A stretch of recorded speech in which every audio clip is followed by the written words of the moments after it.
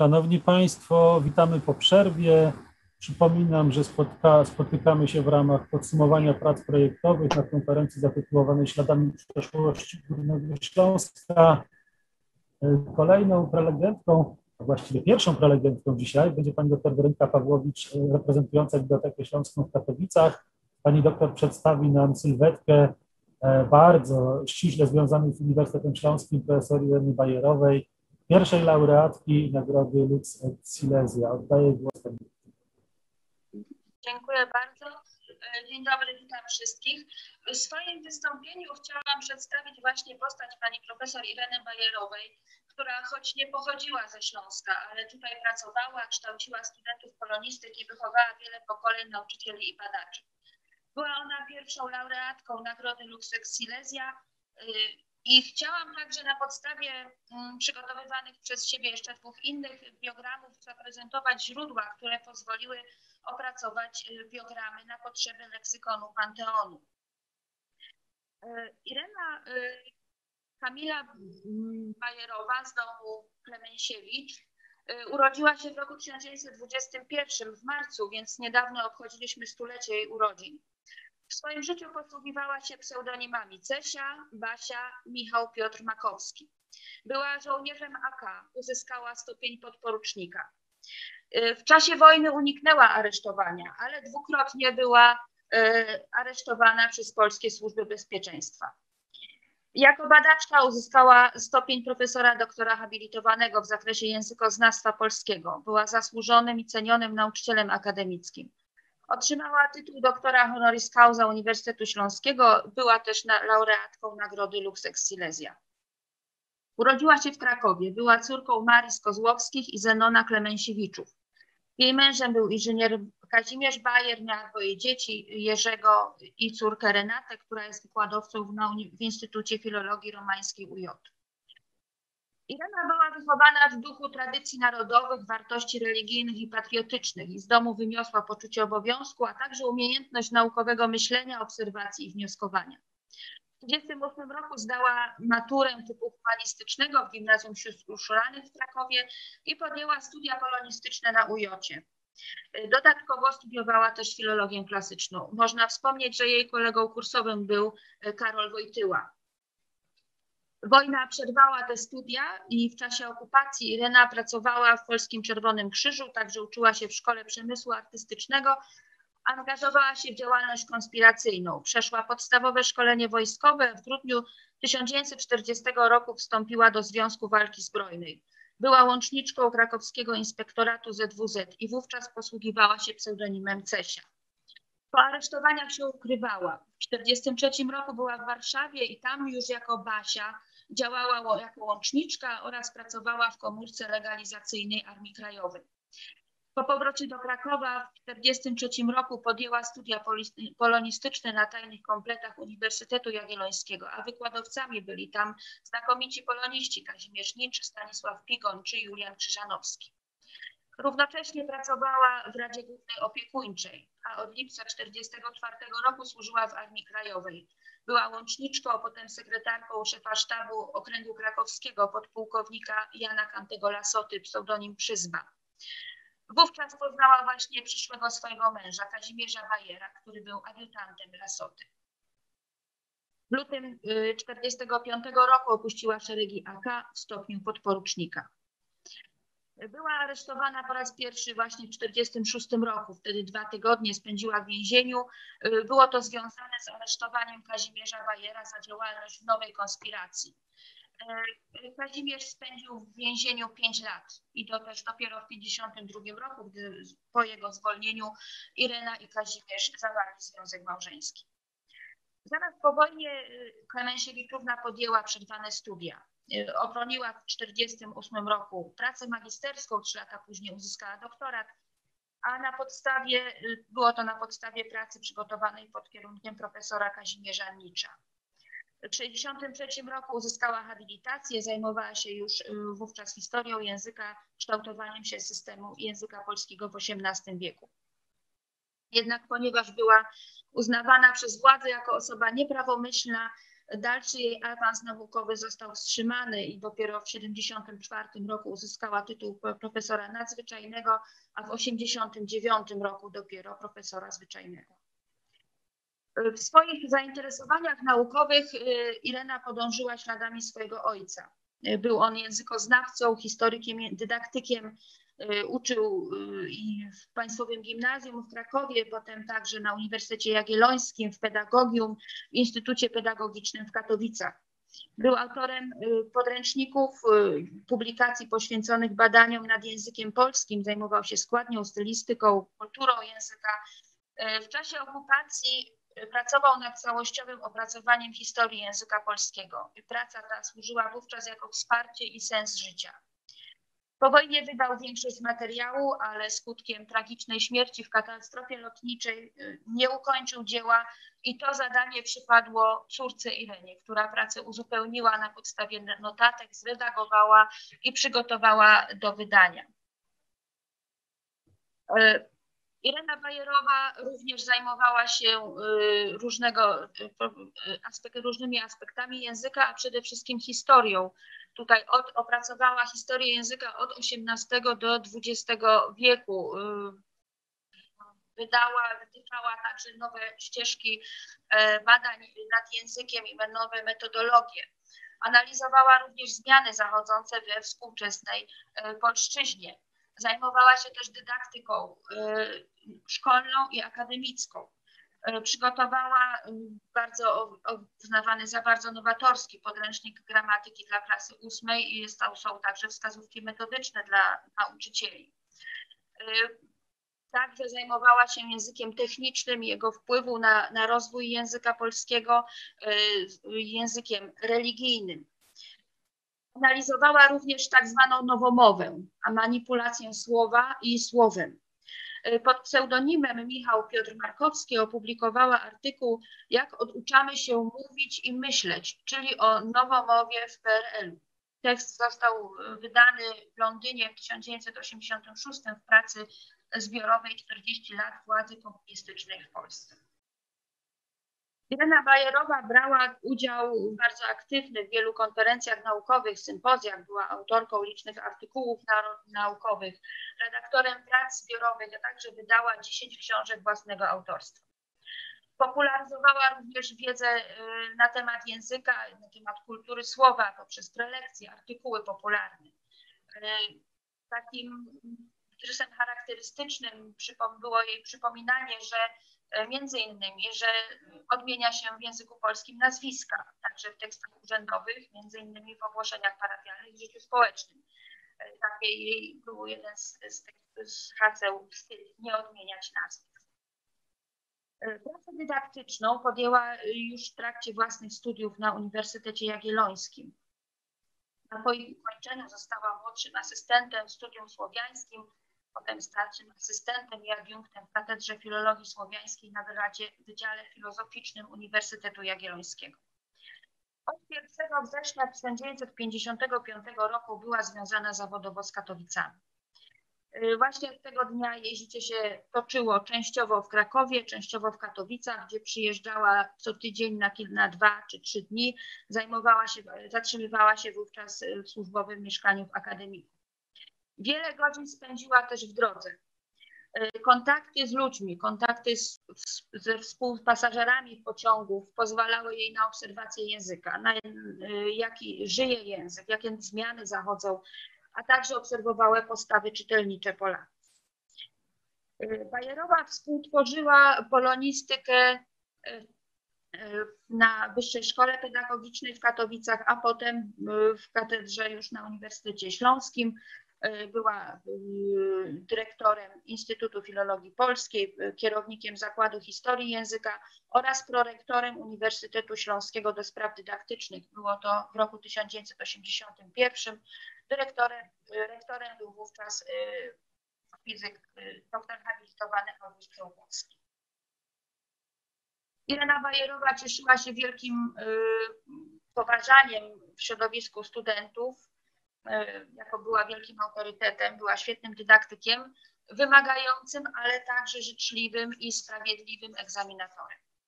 Wychowała liczne grono znakomitych językoznawców, wypromowała wielu magistrantów, doktorantów, recenzowała liczne prace habilitacyjne.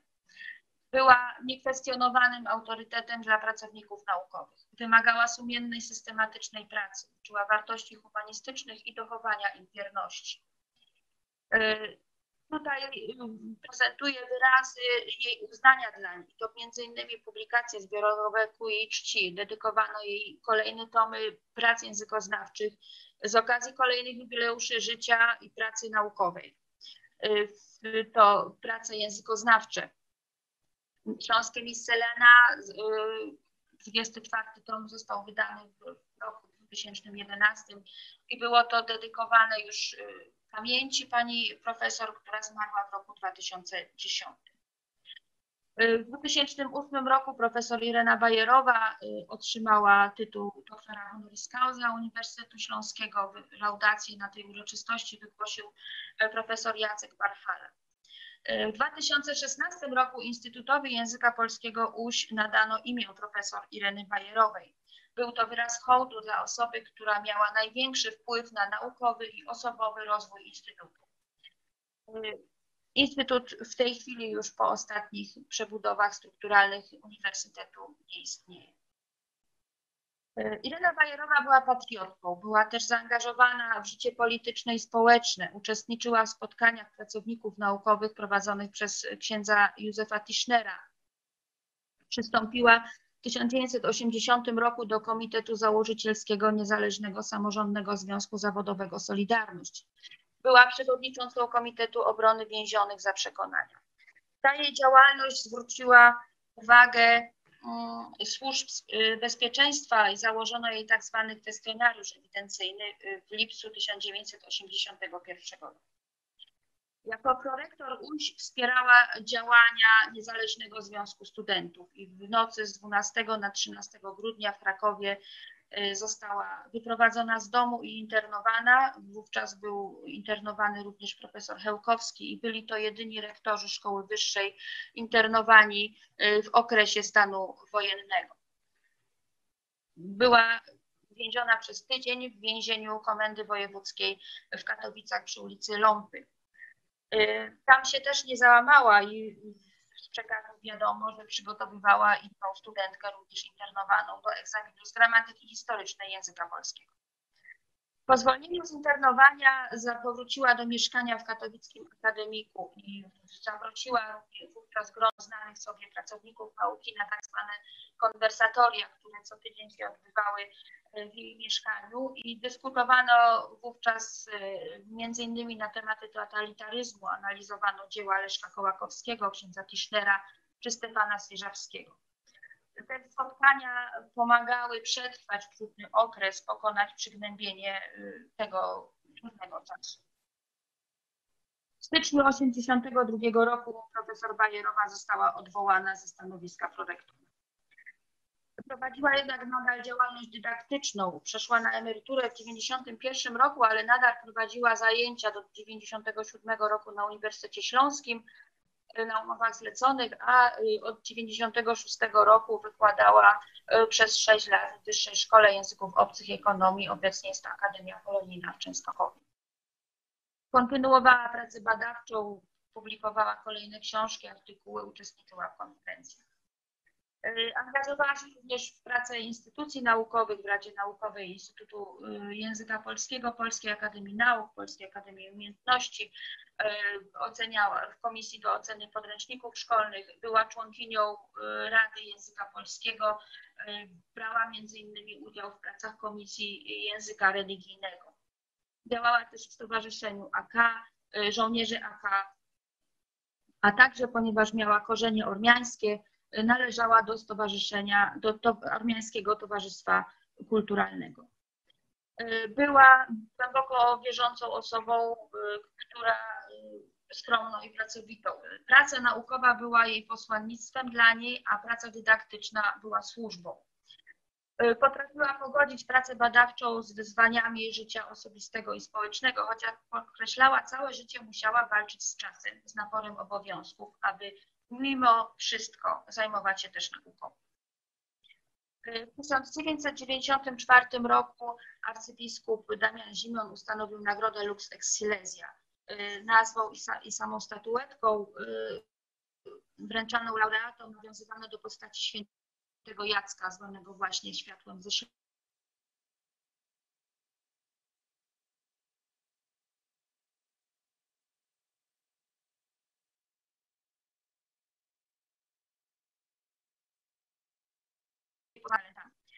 Pierwszą właśnie została pani profesor Bajerowa, a w ciągu tych wówczas laudację wygłosił dziekan Wydziału Filologicznego profesor Tadeusz Miedniczka.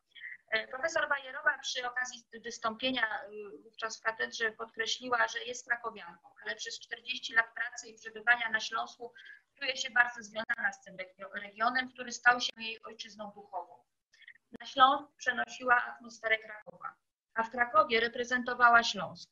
Tłumaczyła trudne dzieje tej ziemi, broniła przed różnymi zarzutami, podkreślała ważne wartości dla tutejszej ludności, pracowitość, uczciwość, skromność, rzeczowość, przywiązanie do tradycji. Jak wspomniała, zaangażowanie w pracę społeczną spowodowało, że wraz ze Ślązaczkami znalazła się w celi katowickiego aresztu w grudniu 1981 roku.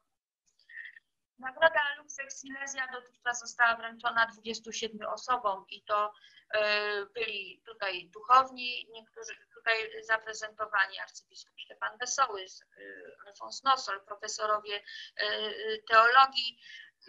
Tutaj mamy ludzi kultury, muzycy, kompozytorzy, także malarze, aktor, dziennikarze i grono najszersze chyba to są ludzie, pracownicy nauki i profesorowie katowickich uczelni i lekarze, którzy zasłynęli właśnie na Śląsku. Irena Bajerowa otrzymała także liczne odznaczenia za swoją działalność wojskową, m.in. Srebrny Krzyż Zasługi, Medal Wojska, Krzyż Armii Krajowej, Order, odznakę Akcji Burza, także za zasługi naukowe i dydaktyczne. Przedstawienie biogramów i jak najpełniejsze przedstawienie tych osób nie jest proste, a tutaj pomagają różne źródła, między innymi właśnie źródła archiwalne w Instytucie Pamięci Narodowej, dokumenty związane właśnie z obserwacją przez służby specjalne i ukazują one skalę kontroli, śledzenia, nie tylko rozmów ostrzegawczych, ale i kontakty z Kościołem, treści wygłaszanych referatów w duszpasterstwie akademickim, korespondencja. Wszystko to było bardzo pilnie obserwowane. Tak samo obserwowano działalność malarza Macieja Bieniasza. Maciej Bieniasz, który tutaj był malarzem związanym z grupą Wprost, a od lat 70. działający na Śląsku, który ukazywał Śląsk. Tutaj jego materiały, także obrazy mamy w Muzeum Archidiecezjalnym. I poznanie tej działalności właśnie, czy twórczości tych osób, czy to właśnie malarskiej, dzieł naukowych, czy dzieł poetyckich. Maciej Bieniasz był autorem także tego znanego w okresie stanu wojennego wiersza Idą pancy na wujek. Bardzo istotną była też sprawa kontakt w miarę możliwości z opisywanymi osobami, także z rodziną, czy współpracownikami, którzy mieli także jakieś, wskazywali, co jest ważne, co należy podkreślić, czy tak jak pan Bieniasz, co nie uważa za jakąś tam swoją wielką zasługę i nie należy tego tak podkreślać. Bardzo ważne też archiwalia zgromadzone za biblioteki, na przykład tutaj przy postaci Ludwika Musioła, archiwisty, historyka, to jego prace naukowe, rękopisy, które są przechowywane tutaj w Bibliotece Śląskiej, część jest wydana, część tylko w postaci właśnie rękopisów i maszynopisów. Jego spuścizna, która jest w Muzeum Prasy Śląskiej, bardzo ciekawa, interesująca korespondencja od wielu badaczy.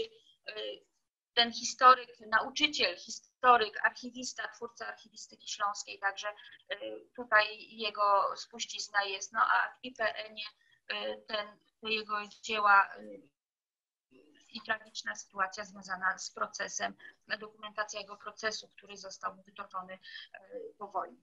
Te wszystkie źródła, takie różnego rodzaju badania, nie tylko właśnie publikowanych jakby materiałów, nie tylko krótkich biogramów, ale te źródła inne, archiwalne, rozmowy z rodzicami, rozmowy z samymi zainteresowanymi pozwalają na przedstawienie tych osób nie tylko poprzez ich twórczość, nie tylko przez dzieła, ale właśnie także pozwoliły na ukazanie ich jako ludzi, jako osoby funkcjonujące w społeczeństwie czy w rodzinie. Dziękuję Państwu bardzo za uwagę.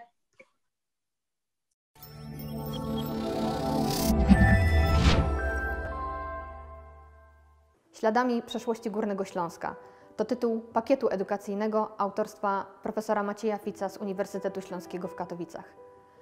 Pakiet składa się z 4 części, każda z nich poświęcona jest poszczególnym grupom zasłużonych dla Górnego Śląska oraz zestawu scenariuszy.